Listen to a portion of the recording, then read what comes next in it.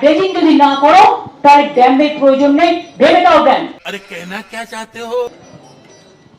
নদীকে নিজের মতো যেতে দাও, আসতে দাও। If you play with the nature, nature will retaliate one day. আমাদের দিদি মমতা তিনি হচ্ছেন বিশাল জ্ঞানীগুণী মানুষ। তো তিনি বলেছেন ম্যানগ্রোভ অরণ্য লাগাও, তাও আবার পাহাড়ে। আমাদের দিদি মমতা ব্যানার্জি তিনি বলছেন প্রকৃতিকে নিয়ে খেললে প্রকৃতিও তোমাদের সাথে খেলবে। তো আমি মুখ্যমন্ত্রী মমতা ব্যানার্জিকে একটা কথা বলতে চাই। সেই কথাটা হচ্ছে কি, আপনি যে মানুষকে নিয়ে খেলছেন, মানুষ যদি আপনাকে নিয়ে খেলে তাহলে এই দার্জিলিংয়ের মতো অবস্থা আপনার জীবনেও হবে। তাই ধৈর্য ধরে বসুন। আপনার এই যে বিভিন্ন প্রকারের কথাবার্তা, দুর্গাপুরে সেই ঘটনাটাকে একটা ছোটো ঘটনা আখ্যা দেওয়ার মতো, ধামাচাপা দেওয়ার মতো চেষ্টা, যেখানটায় বলছেন যে আপনি ওই জায়গাটা একটা জঙ্গল। তো দুর্গাপুরকে শিল্পনগরী বলা হয় পশ্চিমবঙ্গের, সেখানটায় যদি জঙ্গল থেকে থাকে বা সেই জঙ্গলের রানী তাহলে আপনি। তাহলে এখান থেকে আমরা একটা জিনিস প্রমাণ পাচ্ছি যে আমাদের দিদি মমতা, তার হাতে বিশাল ক্ষমতা। তো সে যদি চায় তো একটা বড় ঘটনাটাকে সেটাকে ধামাচাপা দিয়ে একটা ছোট্ট ঘটনা করে বানিয়ে দিতে পারে। তো চলো আজকে এই ঘটনাগুলো নিয়ে একটুখানি বিশ্লেষণ করবো। চলো আর বেশি না বকে ভাড় আজকের ভিডিওটা শুরু করা যাক। তো হে বাঙালি, হ্যালো বাঙালি, নমস্কার বাঙালি, কেমন আছো তোমরা সবাই? আশা করি অনেক অনেক ভালো আছো। তো আজকের একটা নতুন ভিডিওতে তোমাদের সবাইকে অনেক অনেক স্বাগত। अरे हाँ भाई हाँ। ফরেস্ট ডিপার্টমেন্টের তো একটা দায়িত্ব আছে। একদম ফরেস্ট ডিপার্টমেন্টের বহুত কিছু দায়িত্ব আছে। তারা হচ্ছে চোরাকারবারিদের সাথে হাত মিলিয়ে গাছগুলোকে কেটে মোটামুটি ব্যবসায়ীদের হাতে তুলে দেওয়া। পশ্চিমবঙ্গের ফরেস্ট ডিপার্টমেন্ট তো ওই কাজের জন্যই আছে, যে পুরো নিরিবিলিভাবে একটা গাছ কেটে সেটাকে গাড়িতে লোড করে মোটামুটি ঠিকাদারদের কাছে পৌঁছে দেওয়াটাই হচ্ছে ওনাদের কাজ। ওগুলো দায়িত্ব ফরেস্ট ডিপার্টমেন্ট খুব ভালোভাবে পালন করছে এবং তাদের যে কমিশনের টাকাটা না, সেই টাকাটা কালীঘাটে ঠিকঠাক সময় পৌঁছে যাচ্ছে। কিন্তু আমরা এর আগেও দেখেছি এই যে প্রশাসনিক সভাগুলো হয়, মুখ্যমন্ত্রী প্রত্যেকটা অফিসারকে দাঁড় করিয়ে ধমকি দেন এবং তিনি বহু রকমের বহু কথা বলেন যে এটা কেন হয়নি, ওটা কেন হয়নি, মানুষটার সাথে এরকম কেন খারাপ ব্যবহার হচ্ছে, রাস্তা দিয়ে কেন গাড়ি চলছে। বিভিন্ন রকমের ভাবে তিনি প্রশাসনিক কর্তাদের ওপরে জোর জবরদস্তি করেন এবং বিভিন্নভাবে রাগ দেখান। আমাদের মুখ্যমন্ত্রী মমতা ব্যানার্জি তিনি যে কত বড় অভিনেতা, তার এই প্রশাসনিক সভাগুলো দেখলে মিল পাবে। বাস্তব জীবনের সাথে কিন্তু এই প্রশাসনিক সভার কোনো মিল নেই, বা মুখ্যমন্ত্রীর চরিত্রের সাথে কোনো মিল নেই। আপনারা যদি 5 কোটি গাছ গঙ্গাসাগর বা অন্যান্য জায়গায় লাগাতে পারেন। ভোটের আগে যে প্রশাসনিক সভা, সেই সভাগুলোর মানেটা কি? এই সভাগুলো হচ্ছে কি মুখ্যমন্ত্রীর ভোট প্রচারের কৌশল। মুখ্যমন্ত্রী যদি বলে থাকেন যে এই প্রশাসনিক সভাগুলো থেকে যে উনি কিছু জানেন না, যে যে জিনিসগুলো হয়নি সেই জিনিসগুলো হওয়ার দরকার ছিল, তাহলে এটা ভুল কথা। আসলে তিনি হচ্ছেন কি, হাত পেতে তো টাকা নিয়ে আসছেন তার কাছ থেকে। তো সেই টাকাটা নিয়ে এসে মুখ্যমন্ত্রী এদিক ওদিক ভাতার নামে রাজনীতি করছেন। উনি নিজেই টাকা দিতে পারছেন না। যখন টাকা আসছে না, ফান্ড আসছে না, তখন তো সে সরকারি যে আধিকারিকরা আছে তারা তো দাঁড়িয়ে থেকে মমতা ব্যানার্জির উপরে বলতে পারবে না যে আপনি কেন টাকা দেননি, আপনি টাকা দেননি বলেই আজকে এই অবস্থা, আজকে কোনো উন্নয়ন হয়নি। সেগুলো বলার মতো ইয়ে নেই, ওনাদের সাহস নেই। তাই আজ মমতা ব্যানার্জি তিনি যা বলবেন, যা করবেন সেটাই মেনে নিতে হবে আর কি। তাহলে উত্তরবঙ্গের এই ক্ষতিগ্রস্ত জায়গাগুলো কংক্রিটের থেকেও, আমি বলছি কংক্রিটের যারা কাজ করে, হঠাৎ করে 6 মাস বাদে আবার ভেঙে যায়। সত্যিই তো দিদি, 5 কোটি গাছ লাগানো হবে গঙ্গাসাগরের দিকে এবং সেখান থেকে দার্জিলিংয়ের মানুষ উপকৃত হবে।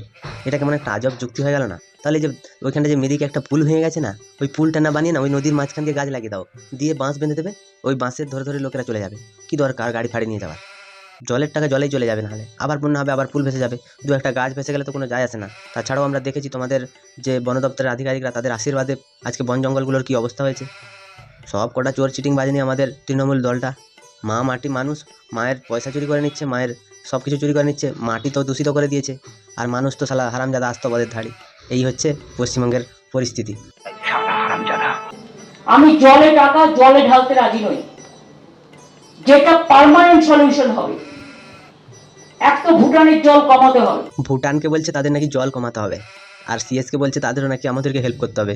মানে এটা মামার বাড়ির আবদার। তো তাহলে তো আমাদের মুখ্যমন্ত্রীর উচিত যে সৌদি আরবের যে সমুদ্রের জল এসে আমাদের পশ্চিমবঙ্গে জমা হয়েছে, তাদের যে সৌদি আরবের যিনি রাজা আছেন তাকে গিয়ে বলতে যে আমাদের পশ্চিমবঙ্গে কেন আমাদের জল এসে ভেঙে দিয়ে গেছে ব্রিজগুলো, যে আপনারা এসে এখানটায় আপনারা হেল্প করুন।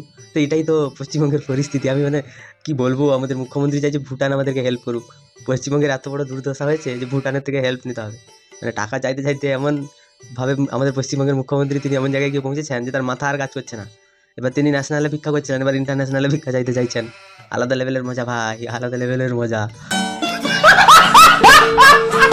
যেই আমাদের দায়িত্বে যাক না কেন, আমি সিএসকে বলবো, তাকে বলতে হবে আমাদের সব ভেঙে গেছে, ওদেরও আমাদের হেল্প করতে হবে। 2 হচ্ছে আমাদের বেঙ্গলের মেম্বার রাখতে হবে। 3 হচ্ছে ওদের বাদের জল যাতে আমাদের এখানে ঢুকে নর্থ বেঙ্গলকে ডোবাতে না পারে, তার জন্য একটা ওয়ে আউট বের করতে হবে। হ্যাঁ ঠিক আছে দিদি, এই যে ওয়েটা বার করবে বলছো না, তো আমি একটা কথা বলতে চাই, কলকাতার তো ড্রেজিং ভালো, আর কলকাতাতে তো তোমরা নিকাশি ব্যবস্থা প্রায় 90%-এর উপরে সব কাজ হয়ে গেছে, তো কলকাতা তো জল যদি ঘুরিয়ে এনে কলকাতায় ফেলা যেত না, যদি কলকাতায় ফেলা যেত তাহলে খুব ভালো হতো আর কি, দিয়ে গঙ্গা হয়ে জলটা বেরিয়ে যেত আর উত্তরবঙ্গে যেত না। সেই জন্যই বলছি যে ভুটান সরকারের সাথে কথা বলো, সেখান থেকে তোমরা যদি জলটা এনে কলকাতার ভেতর দিয়ে পাস করাতে পারো তাহলে ভালোই হতো আর কি, আর কোনো ক্ষতি হতো না। মানে এটা একটা হাসির রাজ্য চলছে, যেরকম গোপাল ভাঁড়ের কথা আমরা সবাই শুনেছি, রাজা কৃষ্ণচন্দ্রের দরবার দেখেছি, এই যে প্রশাসনিক সভাগুলো হচ্ছে রাজা কৃষ্ণচন্দ্রের দরবারের মতো, মানে চুরি করবে ভাইপো, সে হচ্ছে মন্ত্রী, আর বাদ বাকি সব আলোচনা হবে, লাস্টে গিয়ে ধরা পড়বে ভাইপো চুরি করেছে, তখন বলবে চুপ চুপ ছেড়ে দাও। এই হচ্ছে আমাদের দিদি। All water comes flow from northern India. Then DBC no dredging, 20 years. Central government dam. Then Panchet. Then Maithon. Then Calcutta port no dredging. Haldia port no dredging. Farakka no dredging. এই ফারাক্কা নিয়ে আমাদের মুখ্যমন্ত্রী যে কত রাজনীতি করেছে তার ঠিক ঠিকানা নেই। ইনি রাজনীতি করতে করতে পশ্চিমবঙ্গের মানুষের যেটাতে ভালো হবে সেটা নিয়েও উনি রাজনীতি করতে থাকেন। ইনার কাছে একটা জিনিস ইনার পুরো রন্ধ্রে রন্ধ্রে মিশে আছে, ইনার রক্তে আছে, যে আমি সেই কাজটা করলে আমি নিজে করবো, কাউকে করতে দেবো না। আর কেউ যদি করতে চায় জনগণের সামনে সেটাকে পুরো বিছিয়ে দিয়ে সেটা জনগণের কাছে পুরো খারাপ, ওনাদের জন্য এত খারাপ, এইটা প্রমাণ করার চেষ্টা করবো। আমাদের মুখ্যমন্ত্রীর স্বভাবটা এমনই, তারপর নিজে করতে গিয়ে কেঁচকে থেকে যাবে। ড্রেজিং যদি না করো তাহলে ড্যামের প্রয়োজন নেই, ভেবে দাও ড্যাম, নদীকে নিজের মতো যেতে দাও, আসতে দাও।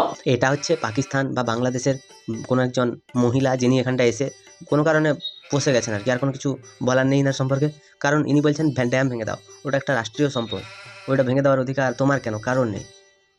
ওইটা ভেঙে দিলে পশ্চিমবঙ্গের মানুষের কি অনেক উপকার হয়ে যাবে। আর একটা কথা যেখানটায় আমি বলতে চাই যে আমাদের পশ্চিমবঙ্গের মুখ্যমন্ত্রী ড্যামগুলোর সাথে এতটা পরিমাণে তিক্ততা বাড়িয়েছেন, সবার সাথে একটা গভর্নমেন্ট যদি মিশে চলে তাহলে তো পশ্চিমবঙ্গটার উন্নতি হবে।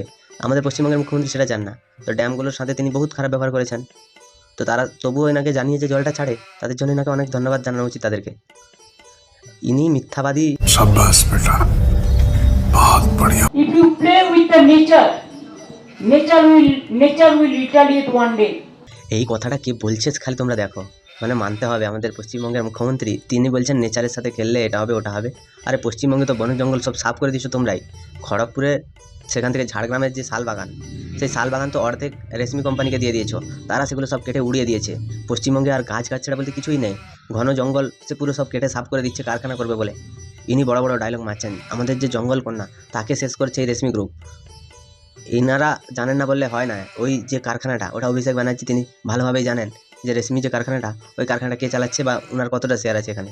ঠিকই শুনছো, ভুল কিছু শোনো। And now the global calamities is going on. And you are just exploiting the nature. I am afraid of Sikkim. Anytime there may be any disaster. আমাদের পশ্চিমবঙ্গের মুখ্যমন্ত্রী তিনি ভাবছেন যে তাঁর আদর্শ অনুপ্রাণিত হয়ে ভুটানও মোটামুটি সেইভাবেই কাজ করে এগিয়ে যাবে। তো আমাদের পশ্চিমবঙ্গের মুখ্যমন্ত্রীকে বলবো যে ভুটান নিয়ে যখন আপনার এত সমস্যা, তাহলে ভুটানে একটা তোলামূলের পার্টি অফিস খুলে সেখান থেকে ভাষণ দিলে ভালো হয় না? ভুটানের মানুষ আপনাকে চাইছে, নেপালে যেমন অলির পুলি মারা গেছে, ভুটানে কিন্তু তোমাকেই মানুষ চাইছে। ওরাও বলছে বাংলা যখন নিজের মেয়েকে চায়, ভুটান নিজের পিসিকে চায়, তো পিসিকে চাই বলে আবার ওরা স্লোগান দিচ্ছে। তাই তুমি একটা কাজ করো, ভুটানে গিয়ে পার্টি অফিসটা খুলে বসে যাও, তো সেখান থেকে তুমি তোমার যত কার্যকলাপ আছে করবে, আর ওখানটা একটা প্রাচীর তৈরি করে দেবে ক্ষমতায় এসেই, যেখানটায় জলটা পুরোটাই আটকে থাকবে। ভুটান সরকার তোমার কথা শুনে মনে হচ্ছে ওরা পুরো ইমোশনাল হয়ে গেছে। তোমাদের ভিডিওটা কেমন লাগলো তোমরা আমায় কমেন্টে জানিও। যদি ভালো লাগে লাইক করো, কমেন্ট করো, শেয়ার করো, সাবস্ক্রাইব করো, পাশে থাকা বেল আইকনটা প্রেস করতে একদম ভুলবে না। সবাই ভালো থেকো, সুস্থ থেকো, সাবধানে থেকো, আর দেখতে থাকো বাংলা আর কোণে ঘর।